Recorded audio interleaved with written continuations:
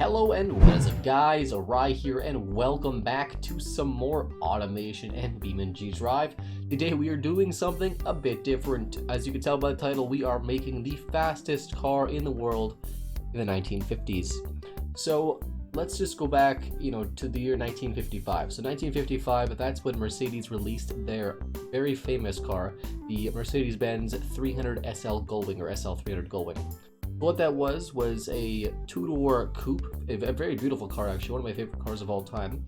A very, very, very fast car for the time. So what we're going to be doing today is trying to not recreate the car, but trying to, go back using 1950s technology, 1955 to be exact, see if we can make a car that's that much faster, okay?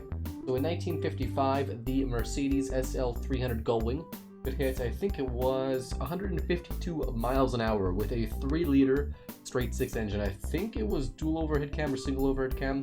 Either way, it was a very advanced inline 6 engine, which we're going to be doing a similar thing. So we're going to choose a body here. I'm thinking the smallest body, which is like almost like an Aston Martin, I guess, body.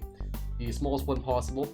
Mercedes had a similar style to this. It was like a cross between these two bodies, then the old like the 1940s style. So kind of a cross between those. So we could go with one with, I think it was, that body's pretty good. It's got a really low drag coefficient, but it's not what I want, Or we can go with one of these, which also is a pretty low drag coefficient, 0.29, which is very low for 1945. Today's standards not so much. 0.25 is very low for any time, even in today's standards, 0.25 is very low. We're gonna go back here. I'm thinking the smallest body possible that still has a nice cool shape to it. Maybe a slightly bigger one. I might change it through what we're doing here today. So we're gonna go aluminum.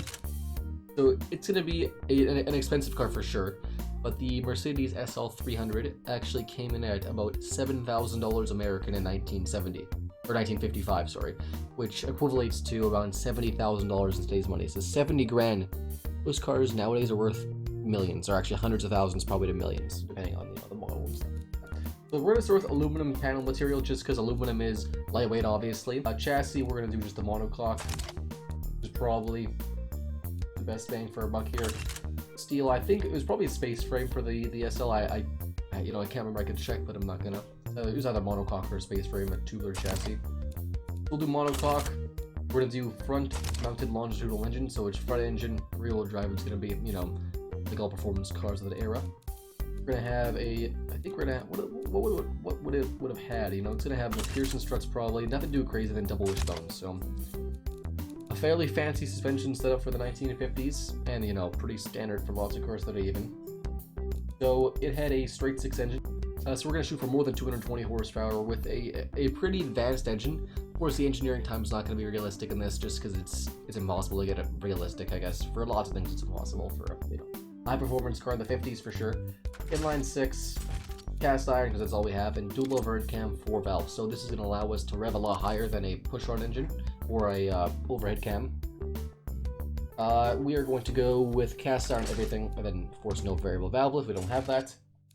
And then just cast. No, heavy duty cast will increase. Yeah, we'll try heavy. No, we'll just do cast. We want it to rev as much as we can.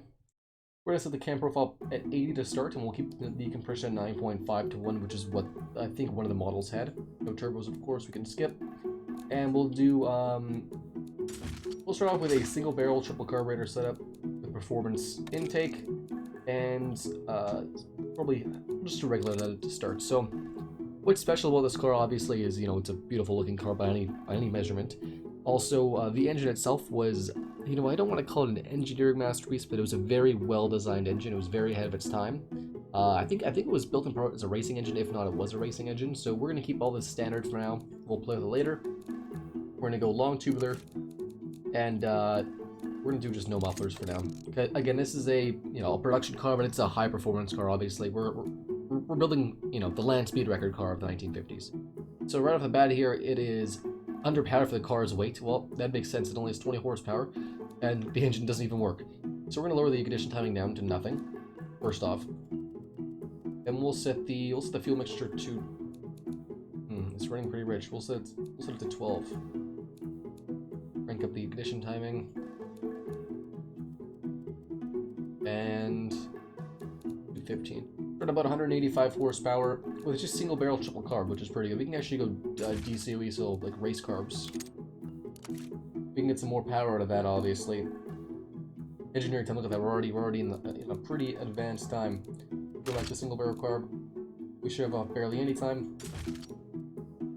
Just damn near impossible to get. You know, it probably has something to do also with the actual head type 2 push rod. Oh, yeah, look at that, she had to have some years. But it doesn't really rev as high. Oh, I mean, you know, it allowed to be more free revving, I guess, is what we're looking for. We're gonna play around with the spore and stroke of the engine, though. We're gonna make it just over 3 liters, probably 3.2 liters, I'm thinking. I like having things perfectly even. Come on, perfectly even. It's 3.2 liters, straight 6 engine, auto cast iron, dual overhead cam, 4 valves, so it's a very advanced engine for the 1950s. We will keep it on. I think we're gonna go, you know, a twin dual barrel carb now. I think we'll go DCOE, so basically like a race car raider. This is you know, a high performance car, right? Like I said. Let's increase the exhaust size a little bit, and then we can get some more revs out of the engine. We'll take it to 7,000 RPM to start. Of course, it can't handle that. Cool, I don't think we might have to play with some sliders here. I don't want to make it expensive. I'm worried about the price, not about the, There we go. There we go, 230 horse to 190 torque. Nice even numbers. I don't want to mess with it too much. Let's keep it nice and round.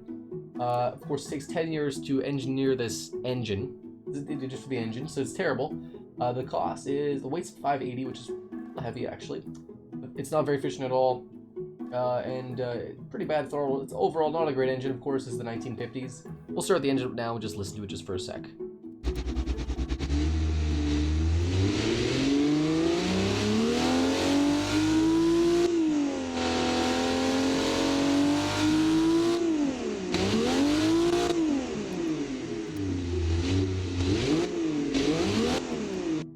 I think that sounds pretty good. I myself own a classic car with a straight 6 engine, and it's got no mufflers on it, so it's pretty damn loud, and I think it sounds good too. So this is the body right here we chose. So what I'm going to do now is just, we're going to go through all this stuff here, getting the car set up, then I'm going to have like a time lapse of me designing the car, then we'll go ahead and drive it in BeamNG Drive. So let's do 4-speed manual, obviously the best we can, and top speed. So we're looking at 245 kilometers an hour, 152 miles an hour. We want to beat that. We'll gear it just to 300 to start. It'll be changed, obviously. Blocking diff. We're definitely going to need really wide tires. Semi-slicks, we need all the traction we can get here. This is going to be an expensive car. Then again, would any production car have semi-slicks? No, I don't think so, right? I think the tires need wider than this. Base is out of it, or at least high-speed traction. 175 is these tires. They have beefier though. 215 is the front, and 185, or 215 is the back, front 185 in the front, which is pretty big back tires. That wheel. Okay. Tires are spaced out, steel rims. That's all we get. We'll get some good drum brakes. That's fine. We'll turn this up with just more race spec brake pads. On there. Just a 2-seater. This is just a coupe. Yeah, very nice looking. Oh. 40 interior, no entertainment at all, because this is a sports car, right? Safety. I mean, did you really have any safety in the 40s or whatever? We'll just do that. That's fine. And we'll do standard springs and sport. And lower down just a bit. So just over 2,000 pounds, which is very light. I think the SL was about just under 3,000 probably. I can check. I have the page open. Actually, it was over 3,000 pounds. The coupe was 3,300, so this is much lighter than an SL. I doubt it. It will not do. It will hit 195 kilometers an hour right now, so it's not going to hit the goal at all. 190. Like, you can play this a bit. We will lower this down though. Obviously, this is going to affect our. Look at that. Now we're hitting 230. So we have to play around with some things. Some issues is probably aerodynamics as well. Of course, aerodynamics are, not great. It'll be affected by that too. let's just see what the car. So we'll leave this for now, because what I'm gonna do is we'll look at the stats first here. I'll look at the stats first, and then we will, I'll design the car with the time lapse. Then after that, I'll go over it, and I'll tune it up just to make sure we can try to get the top speed out of it. Because right now it hits just 236, which is a bit short of 250. What was it? 245. So we're just a bit short of that. So I can make that work. A little bit to play with. So right now, as it sits right now, just over 2,000 pounds, so 2,100 pounds. I'm not sure what the kilograms is on that. I'm not gonna use that measurement, even though I probably should, because we don't use the imperial system here. 0 to 66.7 seconds as it stands. That'll change too. That is quite fast for any car in 1955. That's probably one of the fastest, actually. Definitely faster than the Mercedes 0 to 60. Weight distribution is terrible. The engine is much too large for it. The car, it's a pretty long movement. What else? Wow, look at that. Braking distance is terrible. The roll angle is quite low. At top speed is just 235 kilometers. Yeah, the specs aren't great. Of course, it's a muscle car almost, and it's definitely a sports car, which is good. Convertible sports car, apparently, even though it's not a convertible. That's fine. The car costs $25,500. This is the 1955's money, right? If we... That's since 1955's, yeah. That is a lot of money. That's about $250,000 in today's money. A lot more than I want. Of course, the material cost is about the same as the Mercedes. Yeah, so I'm going to design the car. We'll come back, and then we'll tinker with everything, get the price down and everything. We'll make sure it's good to go. So see you guys in a minute or so.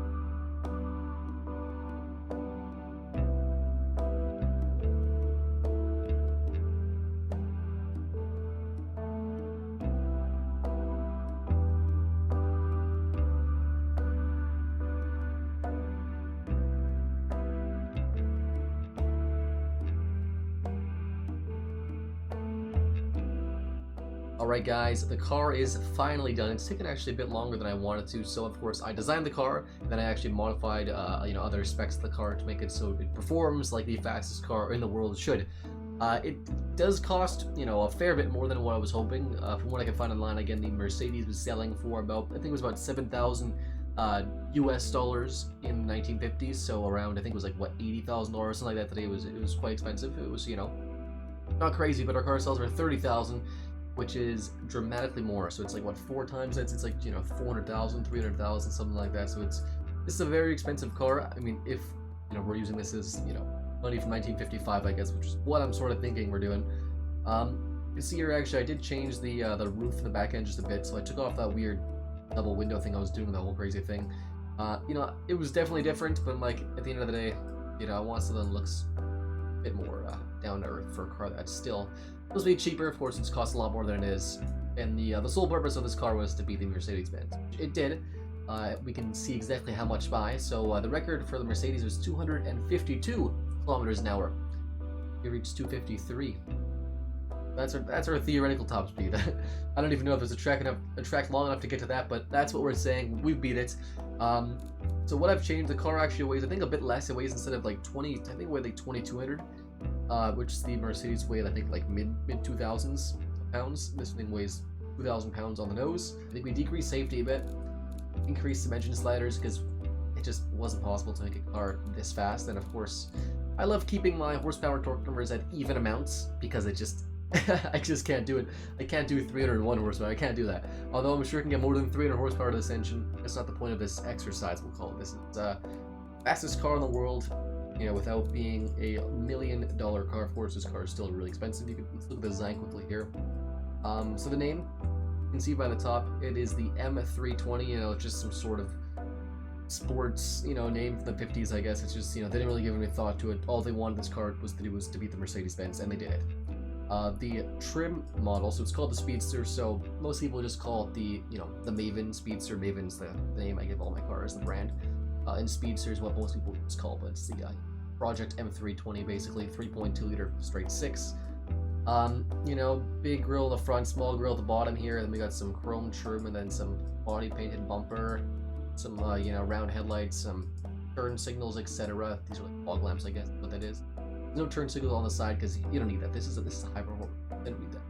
On the back, we got some, you know, similar stylish to the front. So you got turn signals, and you got tail lights and brake lights and whatever. You know, you got your gas cap, a big old wang there that actually doesn't do any downforce at all.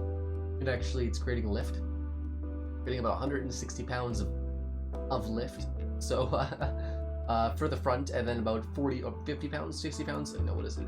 55 pounds of lift in the rear. So we are creating a lift in this car. This car's going to take off at top speed. There's almost no way you could probably achieve that, but theoretically, good. So without further ado, guys, we're going to jump into BeamNG Drive and take this machine for a ride. Alright guys, we are here in BeamNG Drive. The first thing we're going to do is take a look at the drag strip and see what this thing can do in a quarter mile. Let's launch it pretty high.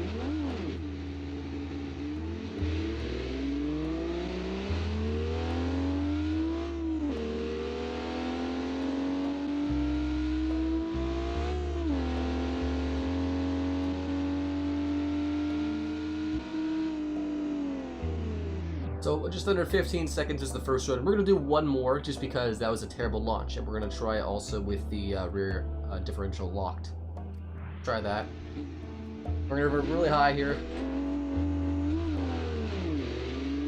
There we go. Much better.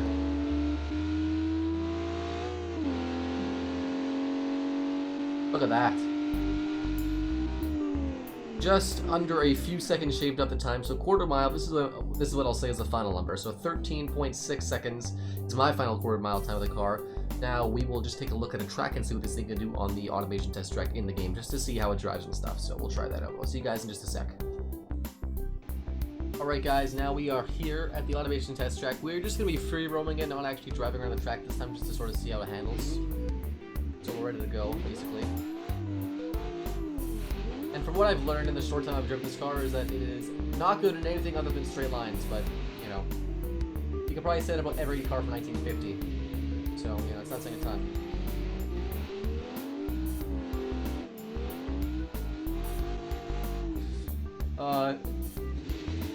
No, we lost the wing. That's probably fine. Doesn't help, it just creates lift anyways. It looks cool, so that helped it. Over that corner, nice and fast. Handling is just bad though. Definitely would not recommend driving this car on anything other than a professional track.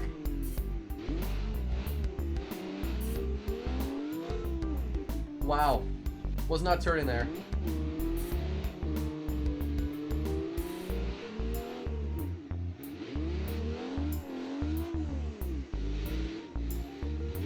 It doesn't have enough front grip at all. It's only got 185, you know, size tires in the front, 185 millimeters. So I'm not sure whatever inches the Americans use or something like that. Yeah, full tire spin. That's not bad.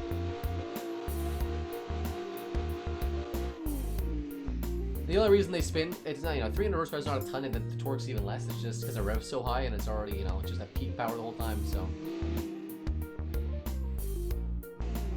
Look at that slide, wow. But it was a lot of fun to make, and maybe I'll make some other, you know, maybe I'll make a car, you know, fastest car in the world in, you know, 19, you know, whatever year the McLaren F1 came out in. So maybe I'll try that, you know, at some point, not next, obviously, but let me know in the comments down below what kind of vehicles you guys want to see me make. I've got a list. I'm getting through them. I really want to make a five-cylinder all-wheel drive, Group B style rally car. It won't be a Group B rally car because it's going to be different, but it'll be Group B style rally car.